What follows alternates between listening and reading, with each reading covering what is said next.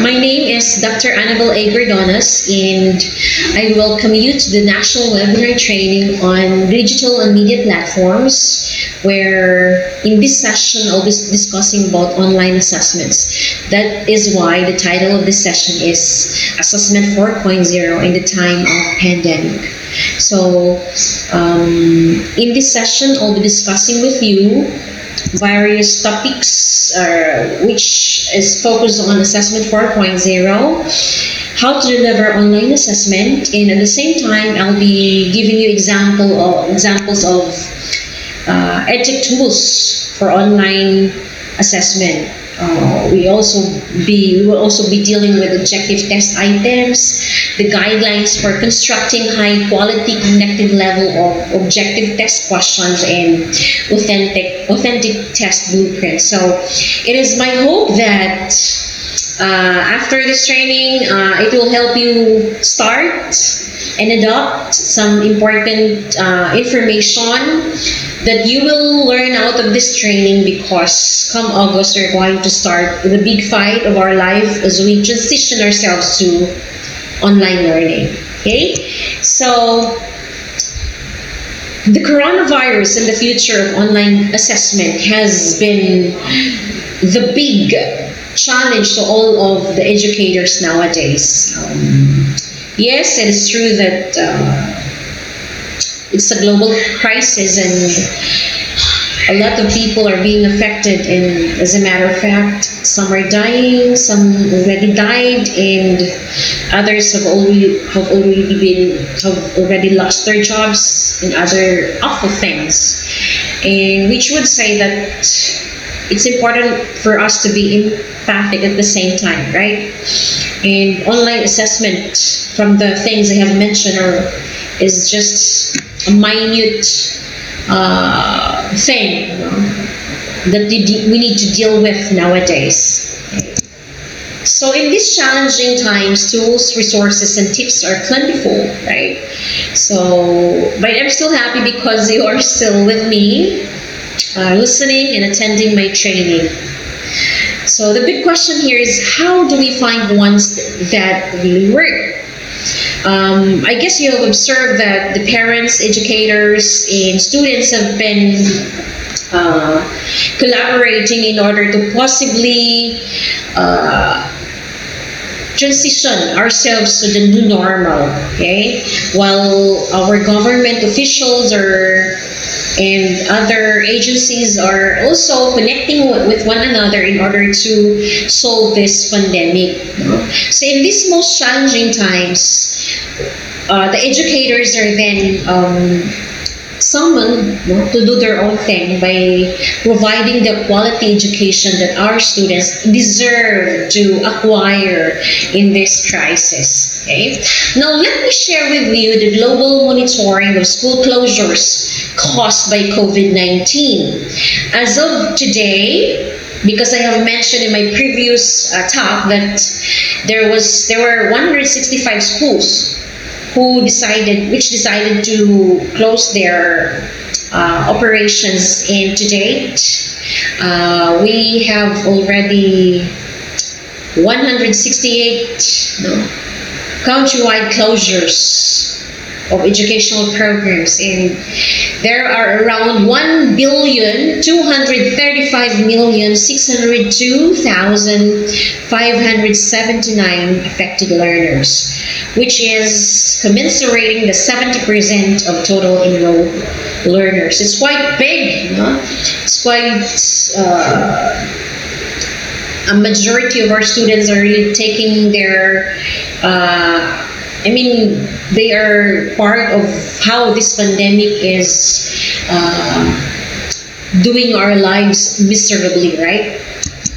Another one, in our country, in the Philippines, the affected learners are 28,451,212. Where you could see in this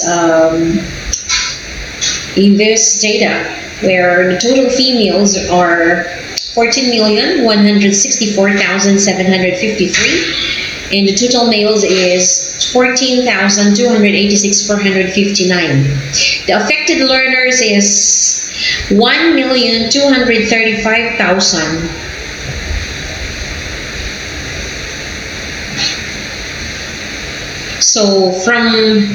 So that is the data as of now, and we need to be on guard with it because we are part of the big change that the country is about to unfold. It's our job as educators to always monitor the progress of the current educational system around the globe. Okay, so what are the changing roles of this assessment in the 21st century learning / COVID-19? So we're actually navigating from the face-to-face to that of the online learning, as we are considering the assessment of learning, assessment for learning, assessment as learning. So what then is the difference of the three? And I guess you're familiar with this because in our college we were taught to differentiate these three concepts. What primordial kind of assessment the schools must conduct aside from assessment of student learning? Because it's impossible for now to right away transition to face-to-face because of the crisis we are experiencing. So teachers are then encouraged to capacitate themselves how to face the online assessment by, for example, when you are on the learner management system, how do you upload the exercises, the assignments, the quizzes, etc. Okay, so however, when we ask the ideas of the teachers on assessment, they would, according to the survey, they are revealing this idea. First is tests are becoming unreliable. Why? Okay, so it is a fact that majority of the students' time has been with their family at home. Okay, so their parents are with them, and so it's a fact that their parents can help with the assessment, with the formative assessments and summative ones that the teachers are doing or giving online. Okay, the next one is inequitable access to proper and adequate infrastructure. Okay, because when a certain student has no internet connection, so it's really feasible for him or her to download the materials provided by the teacher.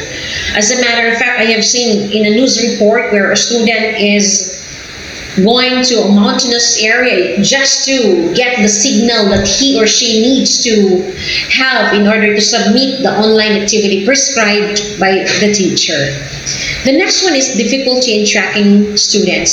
So we're talking about the progress of the students because it's online and it's different from that of the face-to-face. It's easy, whereas this one you have no direct connection, so it's quite not easy for you to easily track their progress. Okay, so the next one is finding authentic assessments. So when we say authentic assessments, there are tests which are grounding real life problems and situations. So teachers should be trained on how to formulate text questions, on how to capacitate and adapt online applications in order for them to bridge the gap from constructing test items to that of delivering their online assessment through different applications. So this is now the challenge for all of us. And I feel you, my dear teachers,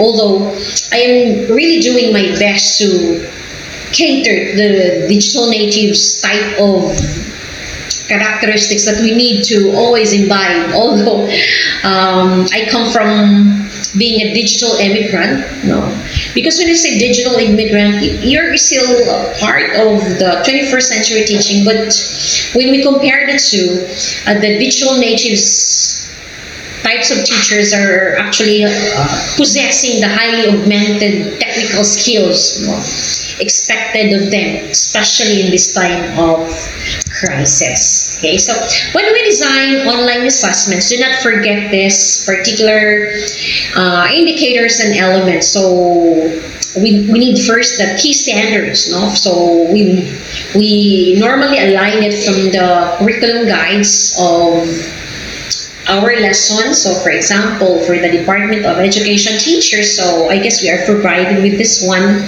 And for those who are teaching in the higher education institutions, we are also using our syllabus, right? So from the various plans, content, materials, learning resources that you normally include in the online learning, so we are always embracing the key standards because this will define how our students will learn, okay, and will be capacitated in the future. The next one is tasks. It should be clear, simple, and authentic.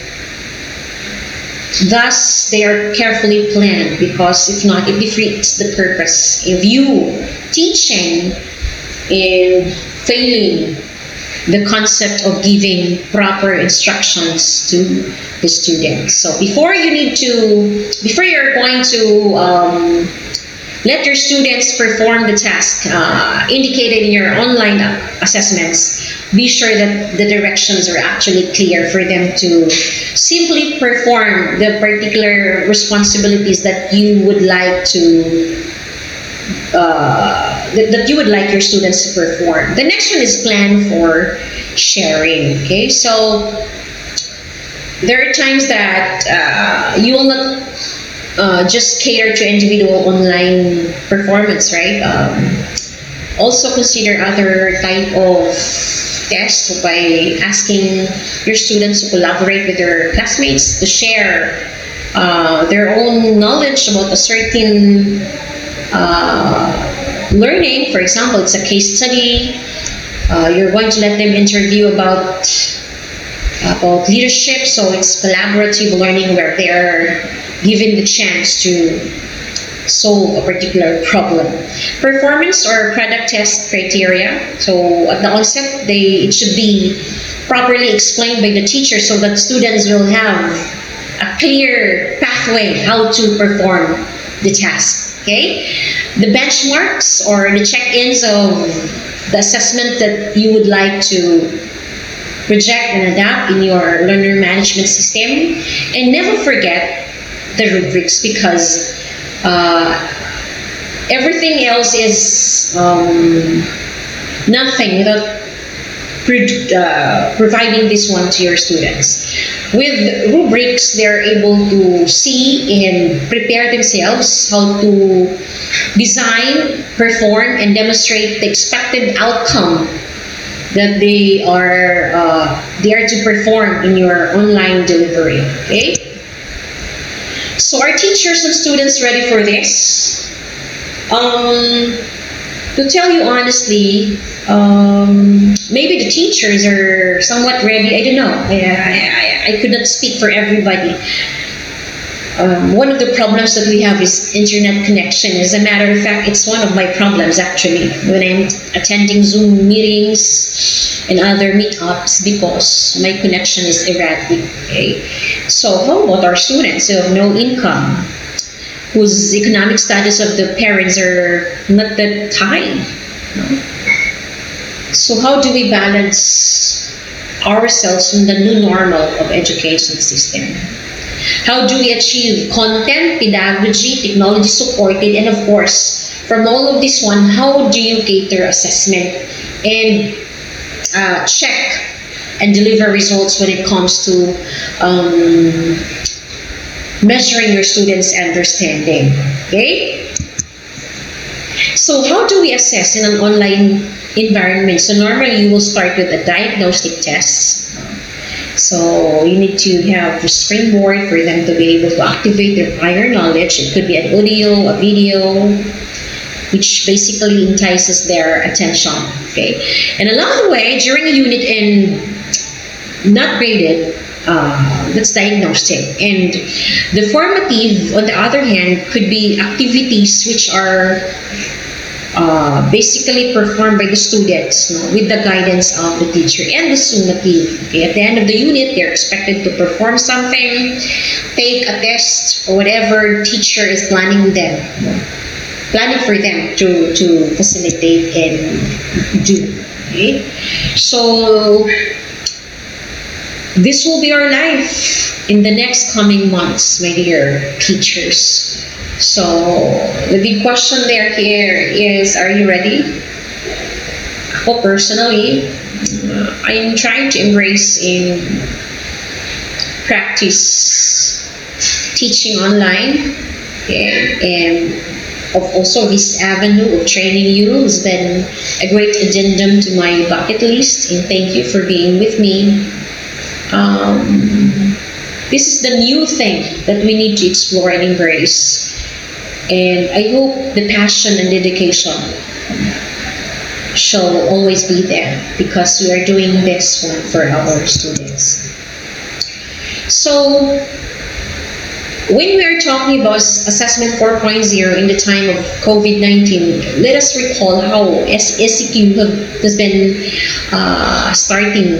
It actually started from March 16, 2020, okay, where several issues have been coming in when we are talking about educational conditions.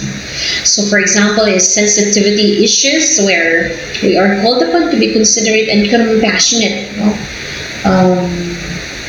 We need to consider how students are really, who they are when they are at home. Some of them do not have that high income, so we could not provide the best highly augmented education, because others do not have this luxury of gadget, internet connection, laptop, etc. The next one is pedagogy issues. I am just very lucky because I've been attending MOOC, or the Massive Open Online Courses, for 3 years now, and I was also attending different courses as regards online distance learning. I've been attending trainings on online education, so it has really helped me a lot to capacitate and prepare myself for this one, although it's not 100%, but at least I would not be left behind from this one, okay? And one of the best problems that we have now is connectivity issues, right? So how do we adjust and maybe maintain our composure when we are talking to our school principal or employers, when sometimes our connection is bettering us and creating us problems? And the last one is device resource availability issues. For example, you have a laptop, but then it's quite slow when it comes to when you open it, and it's quite dysfunctional. You have a smartphone, but it's not that highly augmented type of Android specifications. It has limited resources. We have limited resources. How do we deal with these problems? And actually, these problems are true based on the research of Sir Jonathan Makayan and Ma'am Joy Balado. Okay? So, there's a need to decide for an intervention as regards the assessment of technical resources capabilities. Okay? For example, the available device that we're using could be laptop, PC, and other handheld devices like smartphone, tablets, iPads. And we do have internet connection, postpaid, prepaid, etc. Also, it's quite expensive, to be honest, kasi you are spending another expenses which are not actually part of your everyday expense. But it's a necessity, and nobody could question this particular fact nowadays. So we really need to have the needs assessment when it comes to how our students will adapt this new learning. How will they For example, in your module, you have indicated in there that they need to access the link of YouTube, www, etc. And their Mbps is not that quite fast. Now let me share this with you. When it comes to speed test global index, on mobile internet speed, Philippines is 116 out of 141 surveyed countries. That's equivalent to 14.24 Mbps against the average of 26.12 Mbps. Okay, so the fixed line internet speed Philippines is 104th with 23.80 Mbps among 176 countries, global average of 74.64 Mbps. So I hope the government and other agencies which are offering these services will design a more comprehensive plan on how to cater the speed delivery of the internet services. Okay. So I have here some recommended download speed per one user for online activities. And that's from the study of CENTA in 2012. So for email and web browsing, you need to have the average download speed of 500 kbps. To download one MB digital book in 5.3 seconds, you need 1.5 Mbps. Online learning 250 kbps, okay, and so on and so forth. So it's a great challenge for the educators and for the students as well. It's the big problem because our country is not that it's not that really capacitating with a highly augmented technology. So that's where our problem comes in. Okay, so as a matter of fact, there is poor connectivity. So ergo, there is lower productivity. Sometimes when I experience these types of situations, I sleep. I do not work because I am discouraged to perform. So in as much as our mission is to mine all talents that our students would be able to have access, how can we do that? When these problems are occurring and continue to really visit us. Okay? So there are important things to consider. Okay? It's not just about the technical resources and capability of teachers, but most importantly, the resources and capability of the learners.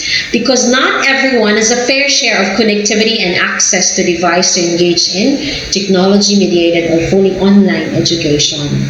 So where is your compassion to fully understand your students' situation? Okay.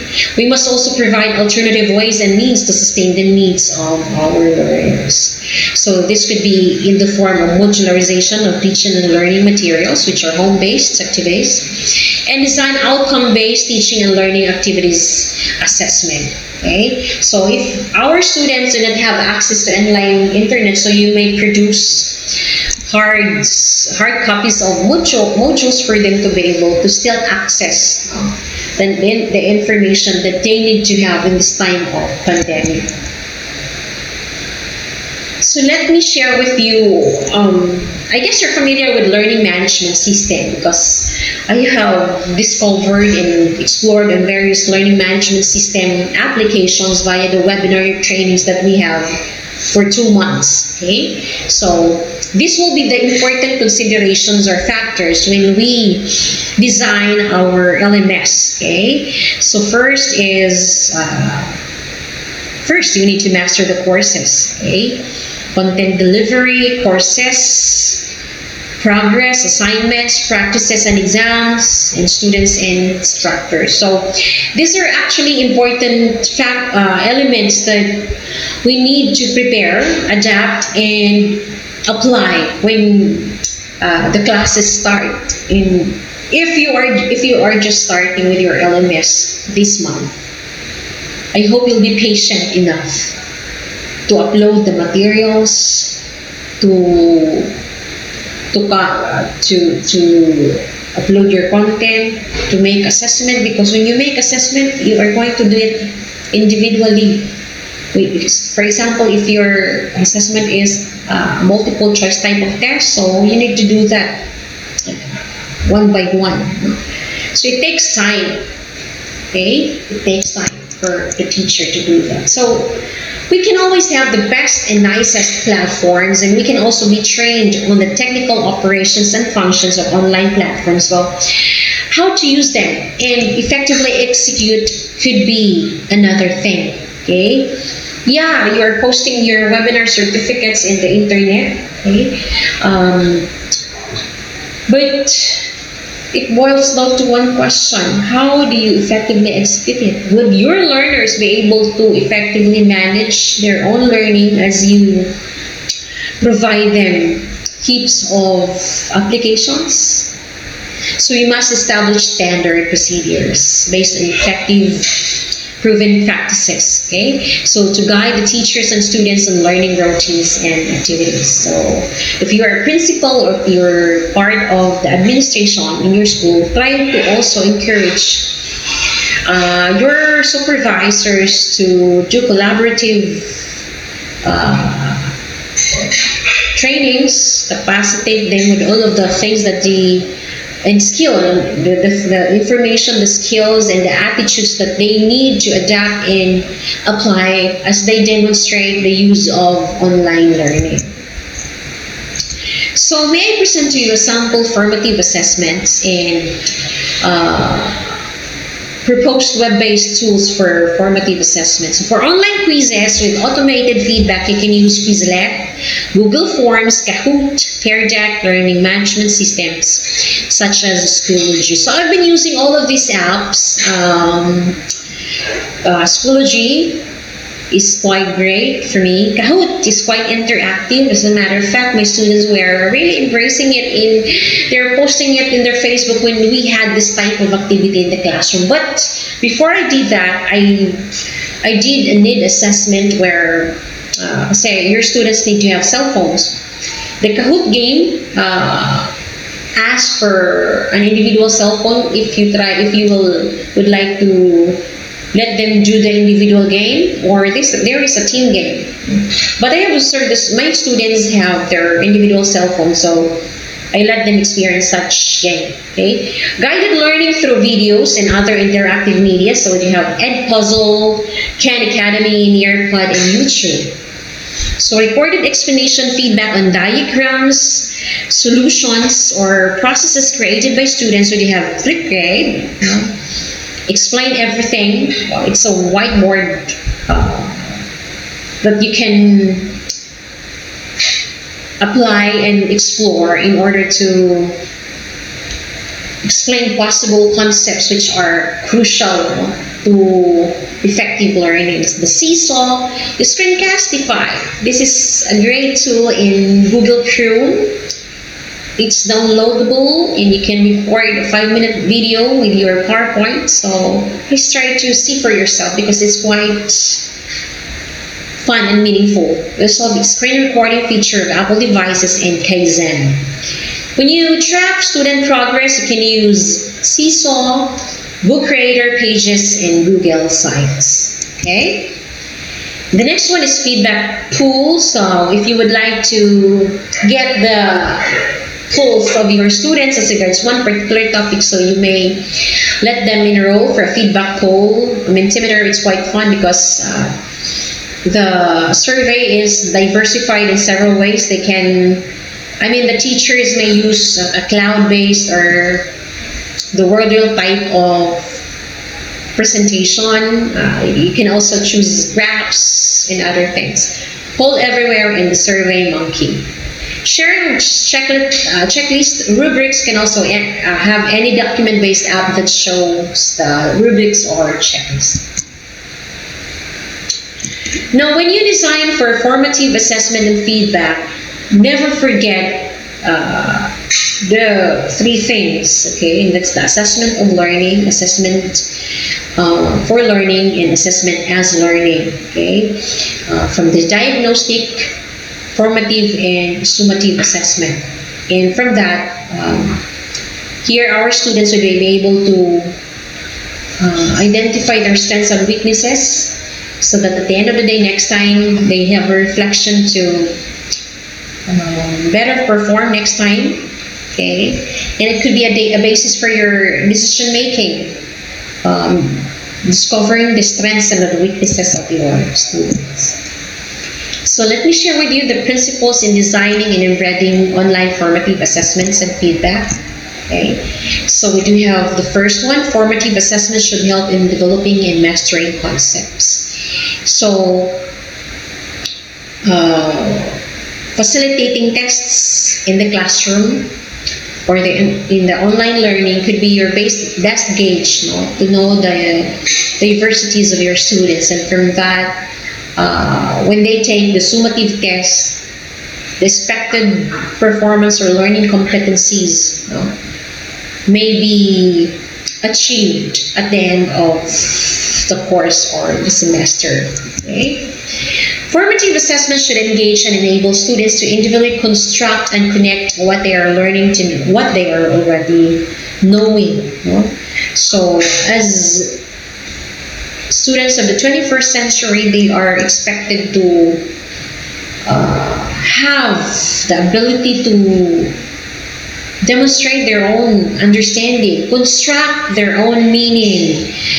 They're given the chance to have the ownership of their own learning, and it's the job of the teacher to facilitate and feedback their performance when it comes to assessment. Third, it should be engaging and enable students to collaboratively construct and connect what they know with what other students know. So it's a matter of where you introduce some online assessments which call for group work activities. So it's also important for you to let your students experience such tests. Formative assessment should provide proper feedback. Okay, this is one way to also let your students know how they are performing. Okay? It's the best shot for the teachers to always check their work at the end of the lesson, so that students will be updated as to the feedback of how they are performing, and that next time they have the decision to do better. Okay. Formative assessments may also be accompanied by helpful rubrics or checklists for students to use. They reflect on what they know and can do. So rubrics are actually effective tools to demonstrate transparency, accountability, and honesty, okay, in the course of formative assessments. Formative assessment should give students the chance to reflect and monitor their own learning. So it's really crucial for the teacher to guide and embody the principle of interactive learning, so that at the end of the day, our learners will be encouraged to do better and be effective learners, since they're always monitored and given feedback. So here are some helpful online tech tools for formative assessments and feedback. Okay, the first one is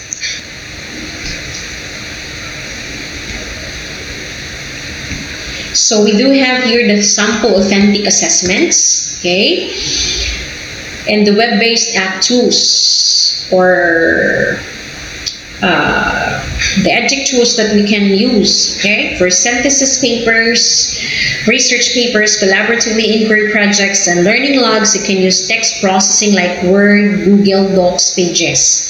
For slideshow presentations, you can use PowerPoint, Google Slides, Keynote. And for spreadsheet, you can use Excel, Google Sheets, and Numbers. Okay. For showcase of project portfolios and peer reviews and case studies, you can let them explore in digital web-based portfolio or journals, the Google Sites, Weebly, WordPress, digital posters, Canva, Photoshop, ebooks, book creator pages, iBooks, and author. Okay, and multimedia or digital products as evidences of authentic learning. You may also let them do video or filmmaking clips, iMovie, Adobe Spark, podcasting, okay, 3D modeling like the Tinker, CAD, app creation or the Xcode. Okay, so let me remind you that it's quite many, but it depends on you to choose the best app to possibly exhibit and execute the best delivery for your online assessment. So we also have for process related activities, we can use Skype, Google Hangout, Microsoft Teams, FaceTime. Okay, that's for synchronous activities. Famous for now is the Zoom, right? But be careful of the personal information that you are providing via Zoom, because there are heaps of undesirable things happening in Zoom, based on our observations and reports. Okay, so collaborative activities you can let your students explore on Google Suite for Education, etc. Consulting or connect with an expert can use Skype, Google Hangout, Microsoft Teams, FaceTime, email apps. Okay, so just choose one particular app which you think is useful. Do not download everything that I'm saying now, because I believe this will not be effective for all of us. This will not be answering and catering our needs, because we do have different issues as regards internet, connectivity, accessibility, ease of use, etc. Okay? So how do we virtual assessment and accountability amidst COVID-19? So we are going to have a short review on the basics of assessments or test construction. So I have here a question. Are you the kind of a teacher who asks the following questions? The first one is, The Poem The Raven, A was written by Edgar Allan Poe, B was written by Elizabeth Browning, C was written by Omar Khayyam, and D was written by Jose Garcia Villa. Next, is it not true that Magellan discovered the Philippines? Third, when did the People Power Revolution take in the Philippines? Okay, so here are the choices. Who was the author of the book quoted in the footnote of chapter 1 of the present textbook? If you answered yes to any of the choices presented, then you have a big problem. Okay, please try to reflect on the questions that I have given you, because there is a great implication to that. Your students are not actually learning. Okay. So DepEd data show that the average NAT score of public high school students for school year 2011 to 2012 was significantly lower at 48.9% compared to the elementary students, which got a total of 66.79%. Okay. So 13% of students who fail in class are caused by faulty test questions. And this is based on the World Watch, the Philadelphia Trumpet in August 2015. According to Weiland, it is estimated that 90% of all test questions asked in the US are of low level, which calls for knowledge and comprehension. However, so I hope from this data that I have presented to you, it will give a great reflection on how do you deal with your test questioning techniques. When you say low level, it doesn't mean easy, because, for example, this one, write an essay explaining the decline and fall of the Roman Empire, incorporating at least 5 of the 7 causes discussed in class from the writings of Gibbon and Tongi. High level doesn't mean hard. Which movie did you like more, Wall-E or Cars, and why? Okay, so let's take a look. So sometimes you're happy because your students got perfect, So you have this type of emotion facilitated within you.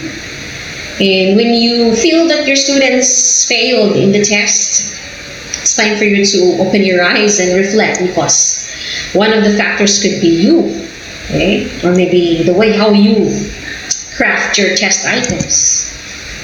And there would come a time when we tend to reflect, especially if your students are taking tests for board exams. I have actually experienced when my students failed, I mean, the majority of them failed in the licensure examination for teachers. And one colleague of mine, my boss, blamed me for that. It's quite disgusting for me, but I'm just being silent because I know for a fact that I'm doing my best. As a matter of fact, I was helping my students when it comes to taking the test. So we should begin with an end in mind. This is from the personal mantra of Stephen Covey. What's our mission? In the first place, why do we want to achieve this and that? Okay, so let's consider the aims of the goals of our endeavor. Okay, so what is a test?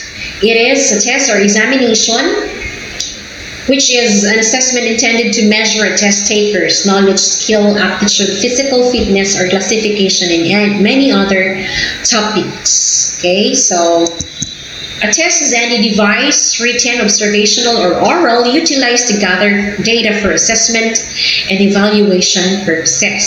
So the chief assessment device in education and training is the test.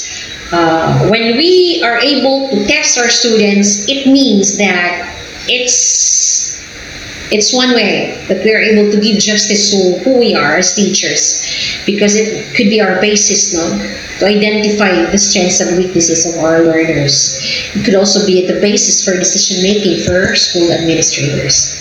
So poor measurement frequently leads to inaccurate data-based inferences, which in turn leads to bad decision making. Okay? So these are the theoretical approach of test construction. Simplicity. So remember, my dear teachers, less is more. You need not welcome and adapt heaps of materials in order to always bring the idea that you would like to offer quality education, and so you are putting this and that. Okay, so be simple with the way how you construct your test. Transparency, where students will be able to answer the test creatively, intelligently, and the intuitive appeal, where you're considering the lots and the hots. That is the question. Okay, so why do we test? So the first one is to assess how all students achieve the stated goals of the lesson. The next one is identify students' strengths and weaknesses. So from that, when you consider it, so it's time for you to adjust and use proper content delivery, the learning materials that you'll be providing, the type of online assessments that you're going to take, because maybe some students are PWDs, they're having a hard time in reading, in hearing the material, and other things. It also means to say that a test measures effectiveness, okay, to measure effectiveness of the school. So it's also a determination of grade, student learning, or understanding, to provide a learning experience for students, okay, to motivate students to learn, to serve as a guide for further study. Okay, so with all of these aims and goals, I hope you're always guided by the principle of being transparent and accountable to our client, so the stakeholders who are supporting us along the way. Okay? And so, my dear teachers, the bottom line here is we want to make inferences and perspectives of those we test, and that is our learners. So, after we conducted the test, there is the necessity for us to be able to describe, explain, and evaluate, the progress of our students. And it's crucial for us to be able to share this to the administrators so that proper decision making may be facilitated, especially if such problem is quite alarming. Okay, so there are several types of tests. The first one is maximum test or maximum performance tests, or MPT. So with these, we assume that all examiners will perform their best, as all examinees are equally highly motivated. So examinee performance is influenced by genetic makeup, training from school, the individual differences, educational backgrounds, personal environment. Okay, so it could be IQ. So these are tests of general aptitude. And IQ scores will most likely vary according to the intelligence test taken. The next one is aptitude or ability tests. These tests measure performance potential, and they imply prediction and are sometimes substituted for intelligence tests and used for classification. Okay? Achievement tests are used to measure examinees' current knowledge and skill level, and this tend to rely on content validity. So one example is the national achievement test of our students, okay, where they are measured so that they would be able to be recommended for a higher level of maybe performance, right? We also have speeded tests, which are maximum performance tests, in which the speed is given importance when the test is completed, and it's vital in scoring. So, for example, in stenography, in typing, triathlon, okay, and other types of speeded tests. We also have performance tests, which are designed to require examinees to demonstrate competence by constructing a response. So one example is the IELTS test, or the International English Language Testing System, where this particular type of test is measuring 4 types of macro skills: reading, listening, writing, and speaking. Okay, so I was able to take this type of test, and it's quite difficult because the materials are absolutely international or foreign. So when it comes to listening, IELTS, because I am going to Australia at that time, so the material is using Australian accent. So I failed on the first take of test, but when I was given the chance to take another test, so I luckily passed the test. And the test is quite expensive. It is, I think it's 10,000 that time, and even until now it's still more or less 10,000. So you need to pass it because it's quite costly. Okay? So we also have typical performance tests. These tests include personality, interest, preference, and values tests. So they are called instruments, scales, inventories, and indexes. We do have this in our guidance and counseling office, right? When we are evaluated by our guidance counselors. Standardized tests are aptitude or achievement tests, which are administered under standard conditions, and those scores are interpreted under standardized rules. So when you say standardized test, it means to say that the test has underwent evaluation, validity, reliability tests, and other tests. Okay?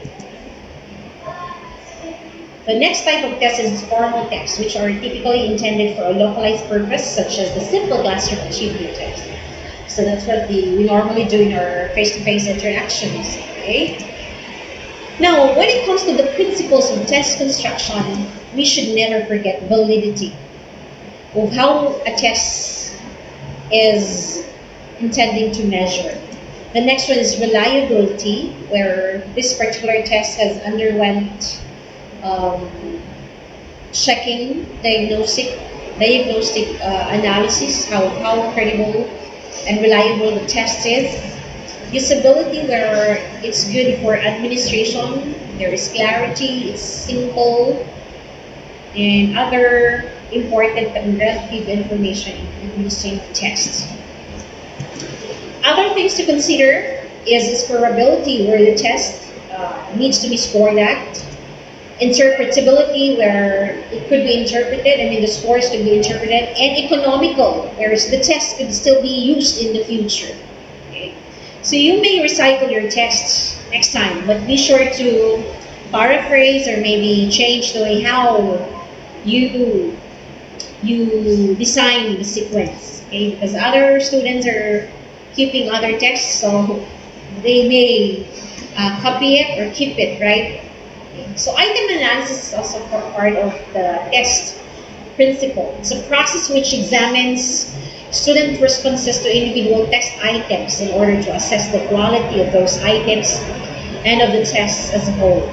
So with the item analysis, the teacher would be able to improve good tests or the bad ones. So with this type of process, the teachers may eliminate ambiguous or misleading items in a single test administration. Because in accountability, it should be transparent, tailored to different uses, and able to communicate with student preference.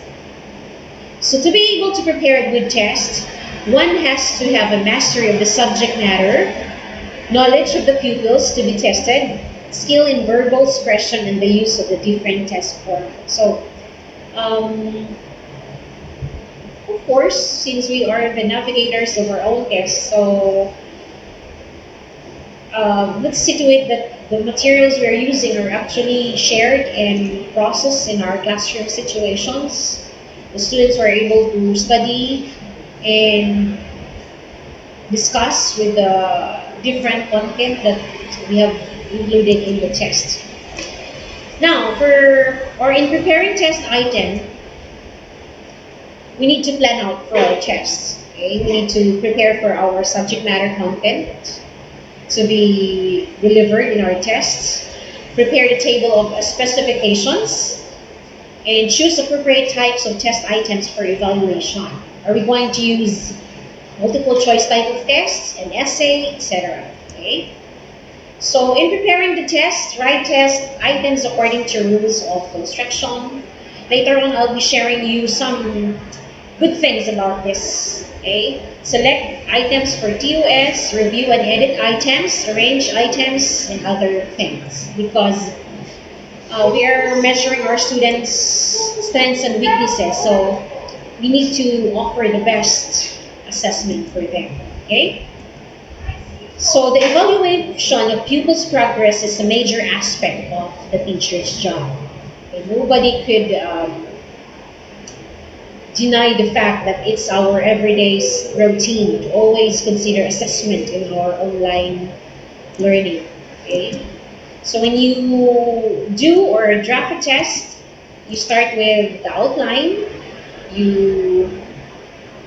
the outline of your test. So you are going to decide what types of tests will you be using or designing. Could be multiple choice type of test, fill in the blanks, identification, and other types of objective text items.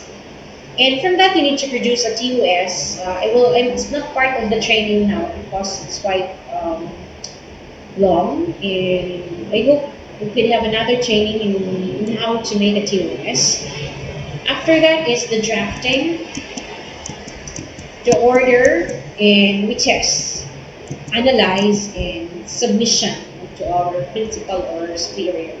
So basically, these are the basic steps that we need to follow in order to make our test reliable and valid. Okay?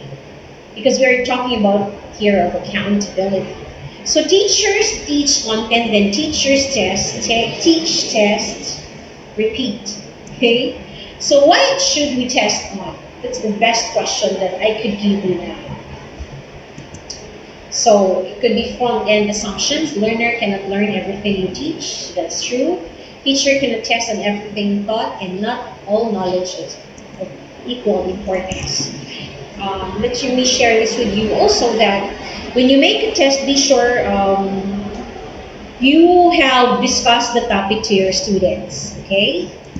So these are the five most commonly used test format: multiple choice, true or false, matching type, fill in the blanks, and essay. So the objective test options. Yan.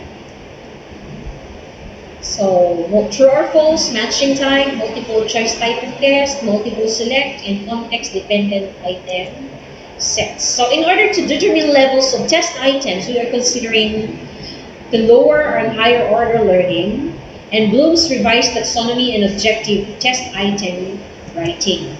So I guess you're familiar with the Bloom's taxonomy, but you know, according to Plutarch, the mind is not a vessel to be filled, but a fire to be ignited.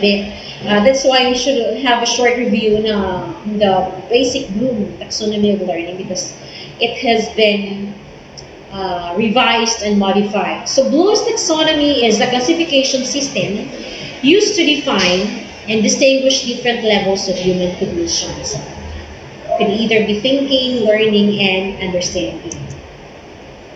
So what is lower order learning?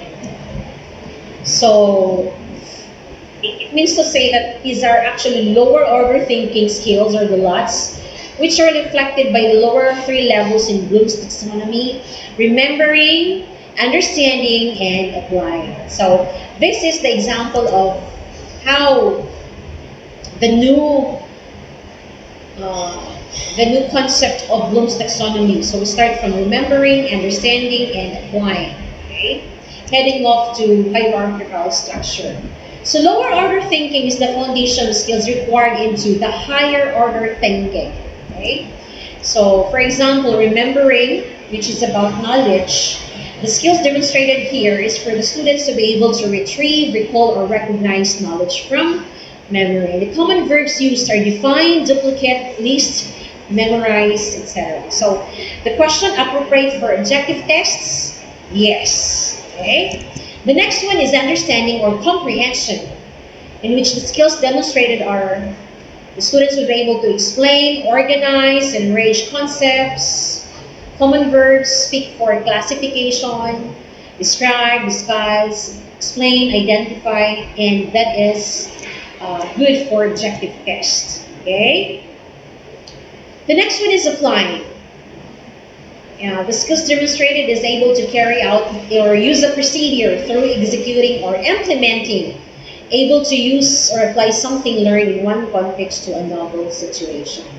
So the common verbs used are choose, demonstrate, dramatize, and other things. And this type of skill is appropriate for objective tests. Okay?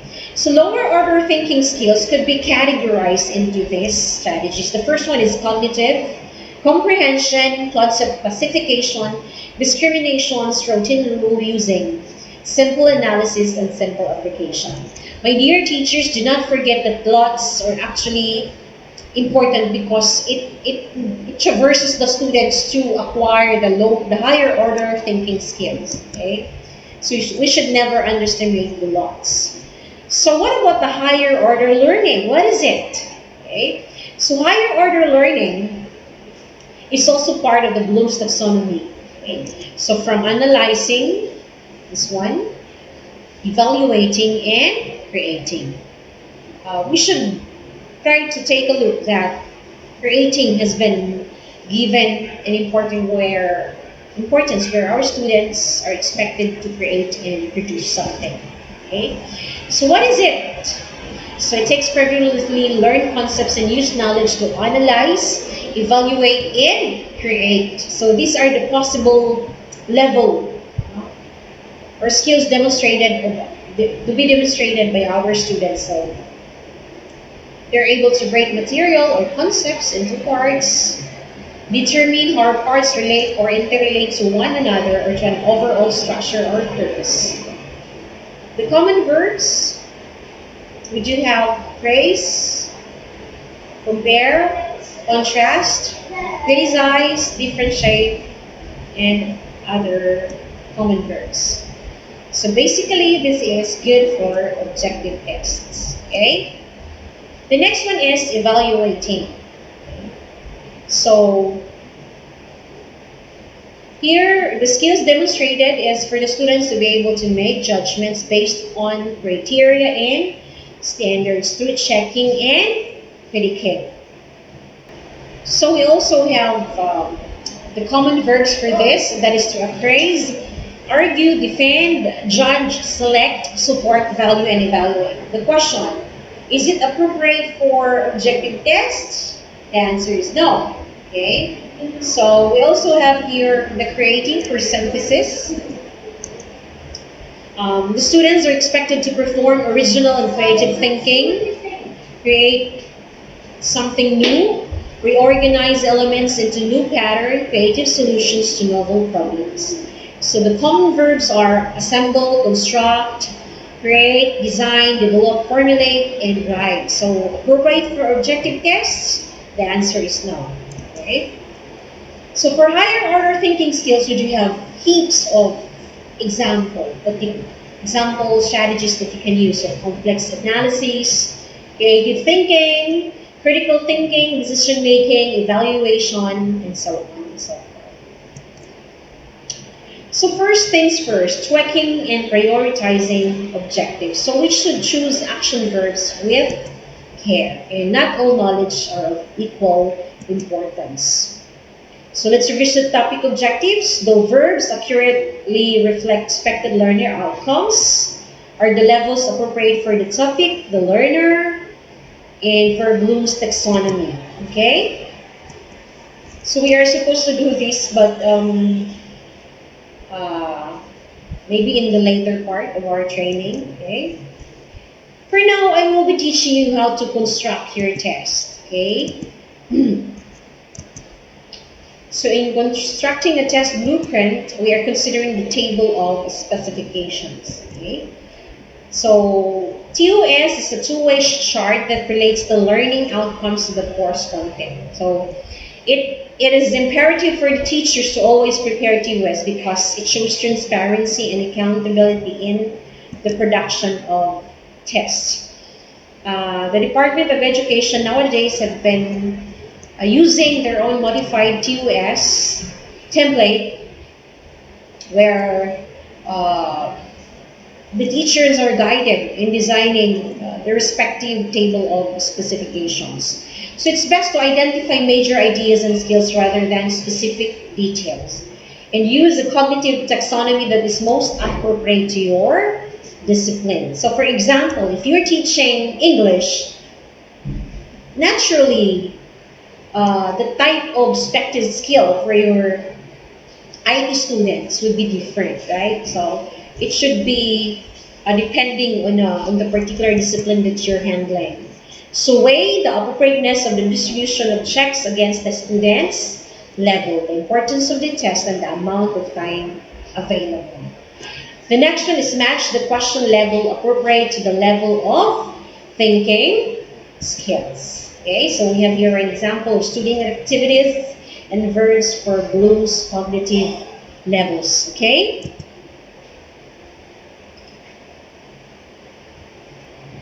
So here are the general rules in writing test questions. Number one, number test questions continuously. So for example, in test 1, you have multiple choice type of test, so 1 to 10. Test 2 is true or false, so it should start from 11. Okay. The next one is keep your test question in each test group uniform. Okay. So always remember consistency and coherence. Make your layout presentable by considering the margin, the use of font, the number of font, and other important firm grounding techniques. Okay. Do not put so many test questions in one test group. So for a true or false, you can use or you can have 15 questions. Multiple choice type of test, you can have a maximum of 30 questions. For the matching type, you can have 5 to 10 questions, and others 5 to 10 questions. Okay. So some additional guidelines to consider when writing items. Okay.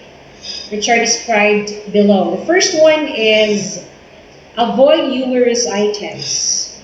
So classroom testing is very important, and humorous items have no rule for that matter. So I have seen some teachers are posting proudly their assessment techniques online, like putting something here for their students to not glance the test paper of their classmates. Not good. Okay. So another one is for the true or false. I have experienced this when my teacher would say write H if it's T, or true write. I mean, um, putting humor to it is not good. Okay. Items should measure only the construct of interest, not one's knowledge of the item context.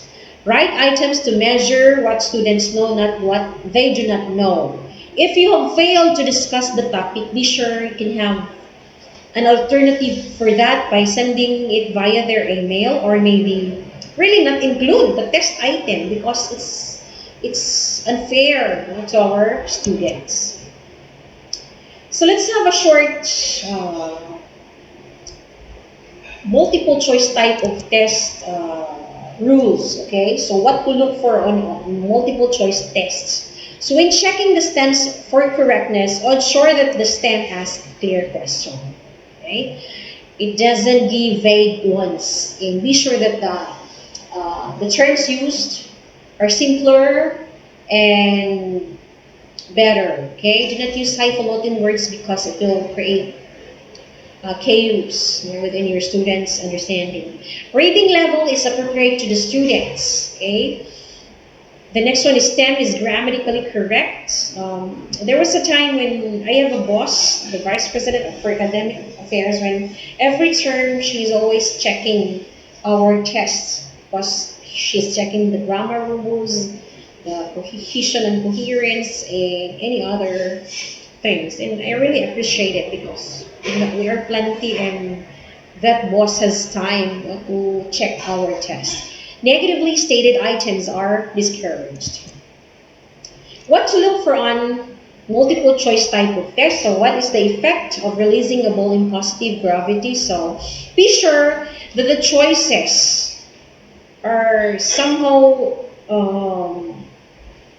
really having that connection to the test stem that you're having. Okay? Multiple choice questions use negatively stated stems sparingly, and when using negatives such as not, underline, or bold the print. Are you doing this, my dear teachers? Use none of the above and all of the above sparingly, and when you do use them, don't always make them the right answer. Okay? And only one option should be correct or clearly best. Remember, in the four multiple choice type of test choices, be sure that your students were able to process the choices correctly. All options should be homogeneous and nearly equal in length. The stem should contain only one main idea. Keep all options either singular or plural, and have 4 or 5 responses per stem or question. So when using incomplete statements, place the blank space at the end of the stem versus the beginning. Later, I will be giving examples for this, my dear participants. So when possible, organize the responses, reduce wordiness, because as what I've told you, less is more, right? So in writing distractors, think of an incorrect responses the students might make. So for example here, Sheldon developed a highly controversial theory of personality based on body type and temperament of the individual. So which of the following is a criticism of Sheldon's work? So you can see that choices are given, right? So what is wrong with my example here? Let's take a look. So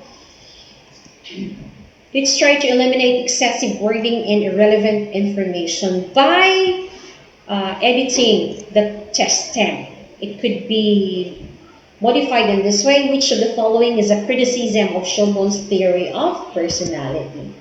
Example, the receptors for the vestibular sense are located So see the example, what's wrong with this type of sentence or choices? So better include the stem, any words that might otherwise be repeated in each option. So the in the examples are being included in one testing already and the choices are there. Okay? Which is not a major technique for studying brain function. Okay? So let's try to analyze what's wrong with that. So based on the rule, if you're using the negative stated stem, you're going to highlight the negative word, which is not. Okay? Blank is the least form of behavior disorder, so it could be better when using incomplete statements and beginning with the blank space. So the least severe form of behavior disorder is blank. The number of photoreceptors in the retina of each human is about. So what's wrong with this type of test? So this is better. When possible, present alternatives in some logical order. So you are arranging the number from the smallest number to that of the highest number. So here, as you can see from the choices, it's stated that we need to be equal in length. So if each choice has 2 lines, so make it the same equal in length. So you could do it better by making like this one. All alternatives should be approximately equal in. Okay, so the next one is the true or false type of test. So what to look for on true or false test? The first one is each statement is clearly true or clearly false. Trivial details should not make a statement false. Statements are written concisely without more elaboration than necessary, and statements are not quoted exactly from the text. So tips in making true or false tests. So give emphasis on the use of quantitative terms than qualitative ones. Avoid using specific determiners, which usually gives a clue to the answer. False, all, always, never, every, none, only. For true, generally, sometimes, usually, maybe, and often. Thus, you may also discourage the use of negative statements. Whenever a controversial statement is used, the authority should be quoted, and discourage the use of pattern for answers. Weaknesses of true or false items. Provide a smaller sampling of content due to time needed to answer each question. Require more time for grading, reading, and scoring. And scoring is often more subjective than objective, which can decrease reliability. So find the errors and or problems with the following true or false tests. So using always usually means the answer is false. Okay? The process of extension is seldom immediate but extends over a number of trials. So words like seldom usually indicate a true statement. So the mean, median, and mode are measures of central tendency, whereas the standards deviation in range and measures of variability. So express a single idea in each statement. Example, the mean and standard deviation are measures of central tendency. Okay? So next is completion or fill in the blank. So this form requires the student to insert the correct word, phrase, number, or symbol into an incomplete sentence. So these are more difficult for students to understand and use them sparingly. For example, a range of motion exercise that requires the nurse to provide the energy for movement. Okay? So in this form, students are asked to do something such as to name or list objects. So this could be a great example. Another one, for identification, students may supply answers for a given list of words, phrases, and other things. The next one is the matching question can be used to consolidate a number of multiple choice questions into a single question when there are a limited number of alternatives. So let me show you an example or the principle of constructing matching type of test question. So it can be used to consolidate a number of multiple choice questions into a single question, okay? Where there are a limited number of alternatives. So I have here an example. As you see, I'm just using keywords because I observed that my teachers long ago have been using or putting a lot of words in there. So in order to reduce wordiness, so just put keywords in 1 to 2 or maybe 3 words in order to maybe settle the limitation of your layout. Okay. Next is for the essay. So when you make test items like this, consider class size because if you have 40 students and for every uh,